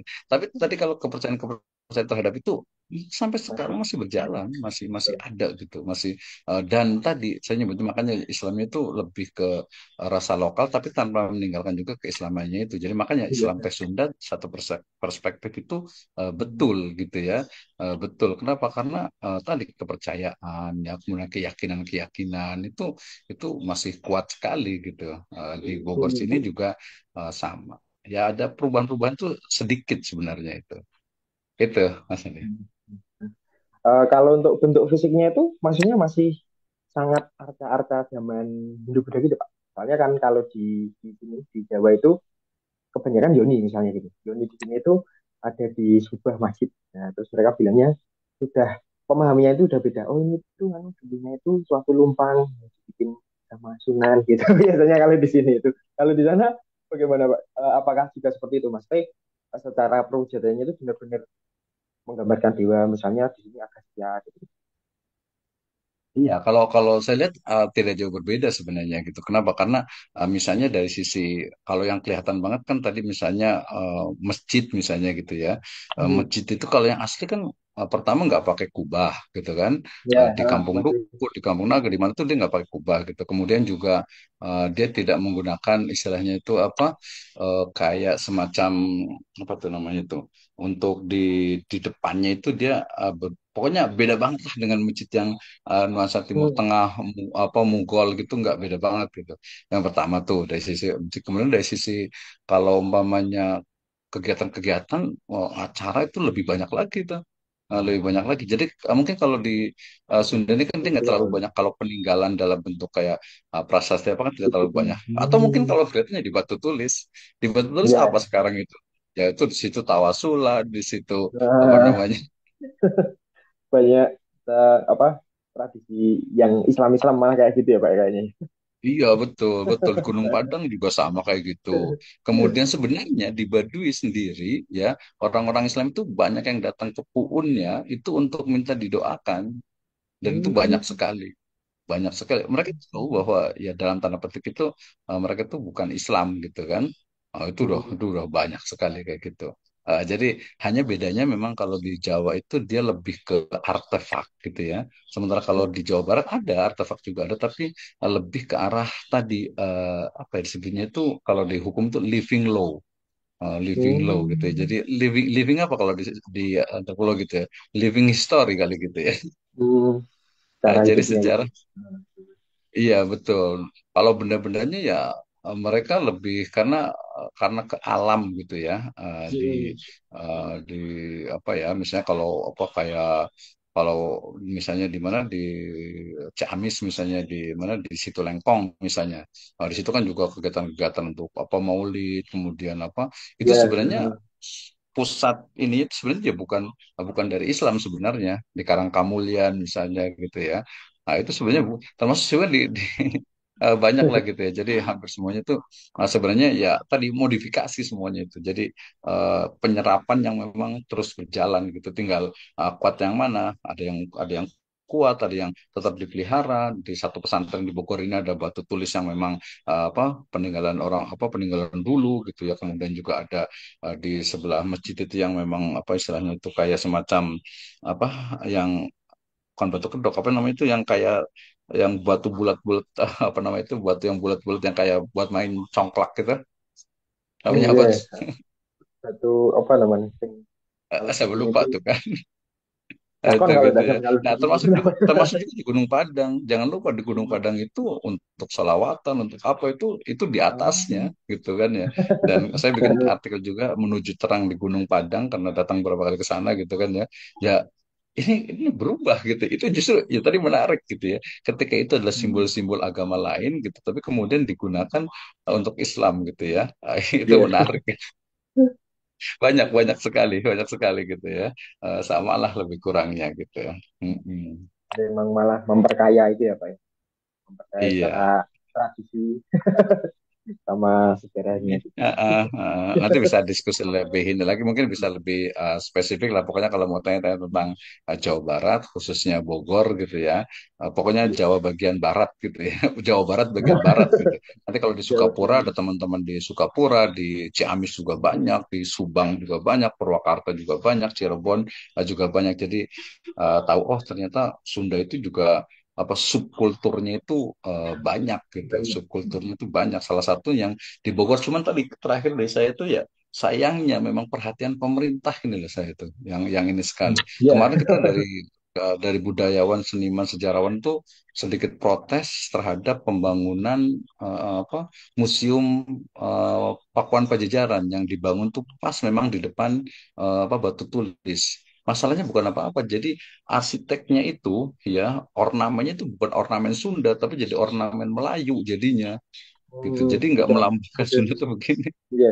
Kalau itu jadi Betul Pak. museum gitu kan, itu pas di batu tulisnya itu. Ya kalau kita betul berkali-kali ini batu tulis apa ya? Jelas-jelas itu adalah apa? Itu adalah lingga gitu ya. Sebelahnya itu ada batu Ya. hanya sebutnya itu dengan apa ya prasasti lah gitu. Tapi kok jadi untuk Tulisan apa? Untuk tawasul, untuk Melayu. salawatan, untuk ini Betul. itu udah terjadi di mana-mana itu. Itu Sama yang halnya di kelihatan. sini Pak. Di sini juga Mm-mm. semacam itu yang terjadi. Jadi malah pengennya itu mereka Mm-mm. memang apa memperingati itu tapi kadang nggak sesuai anakronisme mungkin gitu ya Pak ya bisa bilangnya ya nggak sesuai pada yang mau diperingati Iya betul gitu. betul betul iya. Tapi yang paling penting ya kita apa namanya mestinya memang tadi ke pemerintah ada kepeduliannya kemudian Mm-mm. juga yang ada satu di Bogor ini kemarin itu saya datang juga ke salah satu ini apa tempat itu ya aduh, nggak Monggo, pokoknya nggak puncak. terlalu sekali lah sayang gitu sayang sayang banget gitu ini jadi pemerintah sekarang kita ya mungkin yang peduli sejarah inilah harus diinikan lagi gitu. Harus Hmm. digiatkan Eh, kembali gitu. ya. Ada yang mau Pak, nanya ini nih ya kayaknya silahkan satu ya lagi. masih ada Kak Akbar monggo silakan Pak Kak Akbar. Untuk open mic boleh atau mau dicatat nanti saya baca. Tapi kayaknya enaknya open mic aja sih biar bisa langsung bertanya pada Iya, biar langsung aja silakan Akbar. Kang Akbar. Dan karena waktunya juga mepet, mau biar Mm-mm. efektif. Monggo, silakan Kak Akbar.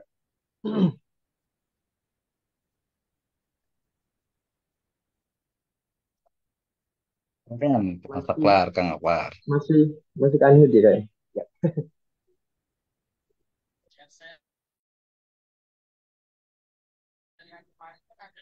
Masih di Masih mute di, itu kayaknya. Atau pakai nah, tulisan ada. aja boleh. Hmm. Apakah antropologi hukum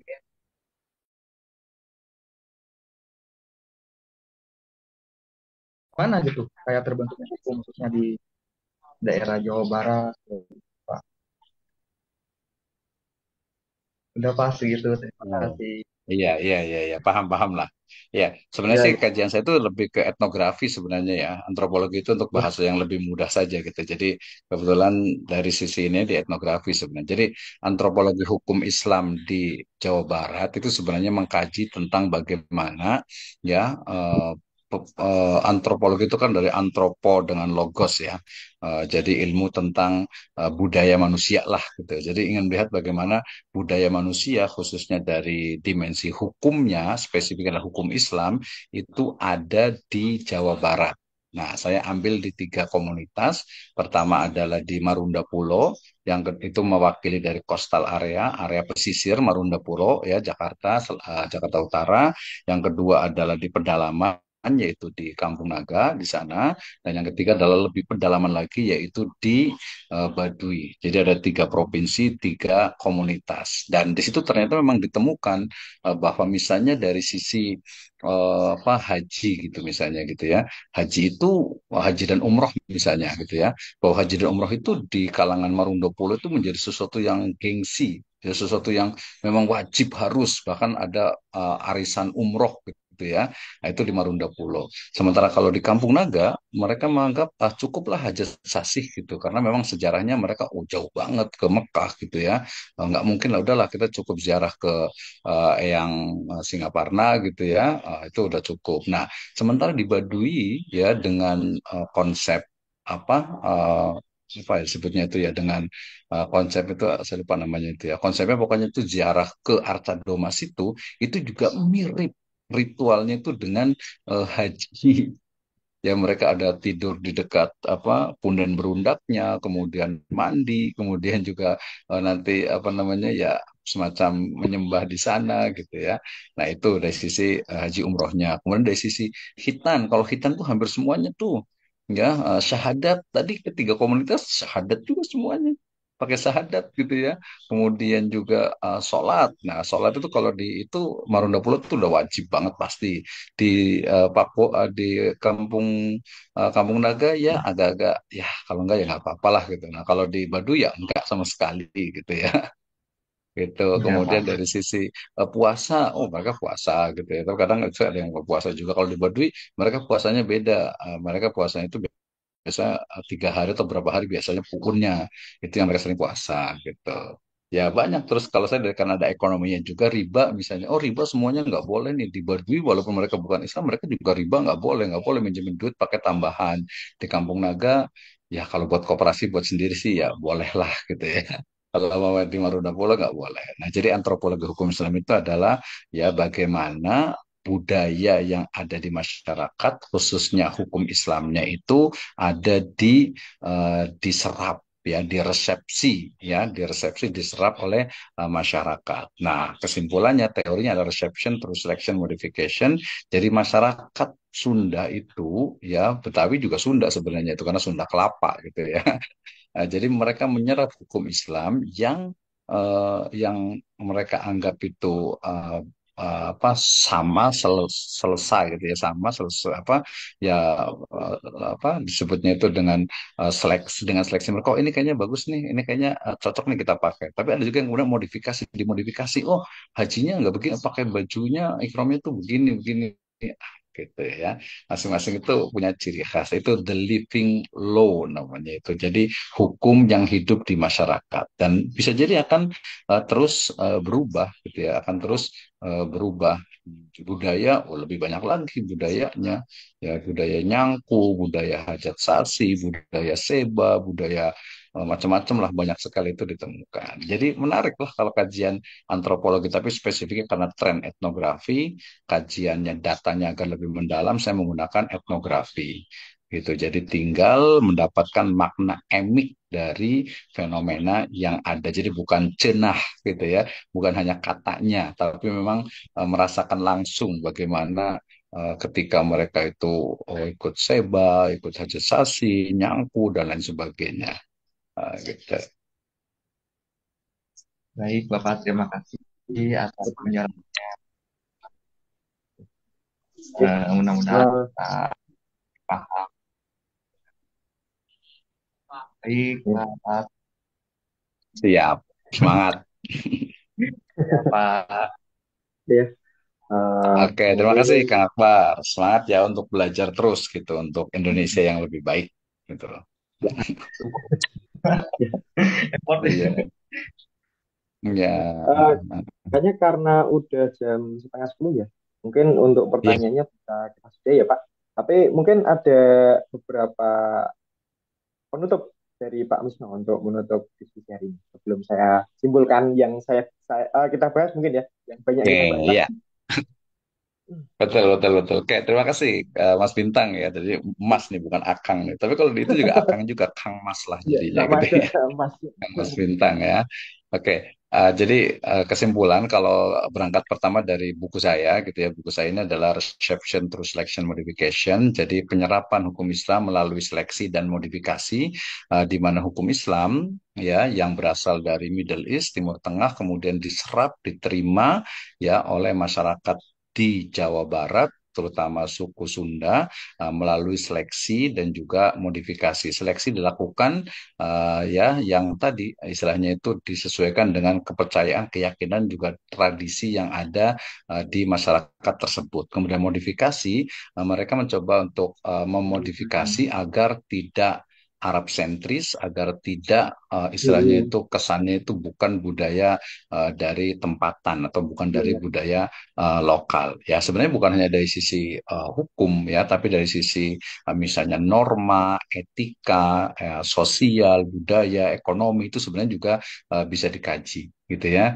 Dan dari sini Hmm, juga saya di disertasi saya ini di buku ini saya juga menunjukkan bahwasannya ya memang Islam itu sangat dinamis, sangat fleksibel hmm, ya, yang kalau dalam kaidah itu namanya al-ada muhakkamah, adat itu bisa dijadikan sumber hukum menjadi sebagai dasar dalam pelaksanaan yang ada di masyarakat. Kemudian yang terakhir bahwa baik itu karena kajian ini adalah antropologi ya, etnografi yang merupakan anak kandung dari antropologi, dan antropologi juga tidak bisa lepas dari ilmu sejarah, dan karena saya suka sejarah kemudian kita hmm, juga banyak kajian tentang sejarah ya.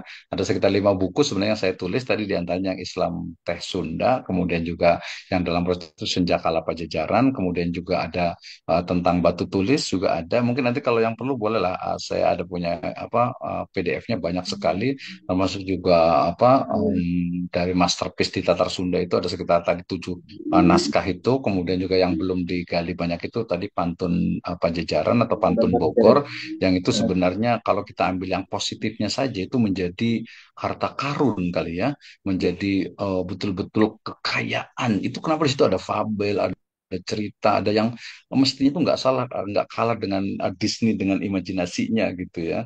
Dengan imajinasi itu tidak kalah itu mestinya. Cuman memang ya tadi terakhir dari saya mungkin ya. Jadi perhatian dari masyarakat terhadap sejarah, sejarah itu kan dianggap membosankan apalah gitu ya.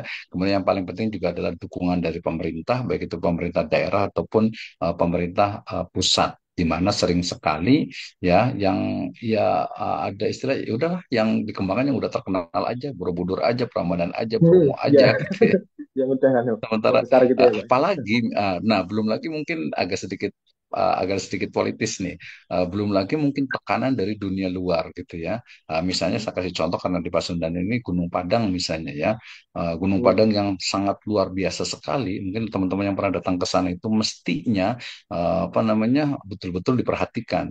Sebenarnya di Gunung Padang di Sumatera Selatan tuh situs banyak sekali. Ya di Sulawesi juga banyak di Jawa. Kalau kenapa kita nggak di Jawa? Di Jawa itu udah banyak ahlinya sudah kayaknya dieksplornya tuh udah banyak gitu ya. Ya mungkin Majapahit lah dengan ininya Iya, gitu ya. banyak kan Itu kan itu, Pak. sangat iya sangat banyak sekali gitu ya. Sangat banyak sekali. Saya juga ke Wonosobo kebetulan juga dekat beberapa kali ke sana di Dieng itu juga Iya, luar biasa. Artinya tadi selain juga dari apa masyarakat, pemerintah dengan kebijakannya gitu ya. Termasuk juga mestinya kita adalah bangsa yang besar, bangsa yang memang mestinya berani gitu ya untuk kita itu bisa melakukan riset dan membuktikan bahwa Indonesia ya Nusantara ini adalah peradaban yang besar dan ini tentu saja perlu adanya riset penelitian jadi bukan hanya omon-omon aja gitu ya. iya, Nah, betul. tadi makanya nanti nah atau mungkin juga dari saya karena saya juga suka nulis gitu ya saya buka ada sekitar seratusan buku gitu jadi teman-teman yang di komunitas sejarah ini nanti kalau keluar gitu ya kalau apa ya mestinya memang ada menghasilkan lah menghasilkan tulisan minimal gitu ya, tulisan buku gitu ya. Nah, tulisan buku saya terakhir kemarin ke apa Lebaran ya kemarin tuh ke Nusa Kambangan malah pakai perahu gitu ya itu saya sempat foto tuh di YouTube saya ada juga tuh saya nyebutnya dengan the Gate of Sea gitu ya the Gate of Sea itu betul-betul ini mirip-mirip tadi apa ya film apa ya The Lost World kali gitu ya itu Ah, keren banget bener itu pemandangannya itu di itu perbatasan Cilacap dengan Pangandaran itu keluar Nusa Kambangan itu keren banget pokoknya itu jadi apa ya ini Indonesia tuh kaya banget gitu. Kenapa sih kita kemudian ya sibuk dengan banyak hal dengan politik praktis, dengan mungkin tadi juga karena saya juga dari UIN gitu ya, jangan sampai juga mengadu domba lah antara lokal dengan Islam dengan agama gitu ya. Karena mestinya tidak seperti itu gitu ya. Jangan sampai kemudian sifat-sifat kolonialisme termasuk ini kan berarti Sunda dengan Jawa itu dengan bubatnya itu masih di apa iya, dikorek-korek lagi kan gitu ya. sentimen gitu ya, Pak ya, betul sekali. Iya betul betul itu mas sih gitu kan ya. Peristiwa Bubat itu kan luar biasa itu gitu. Mungkin nanti harus ada komunitas nanti saya ikut aja di peserta itu kalau mengkaji tentang Bubat itu. Biar clear biar jelas gitu. Betul.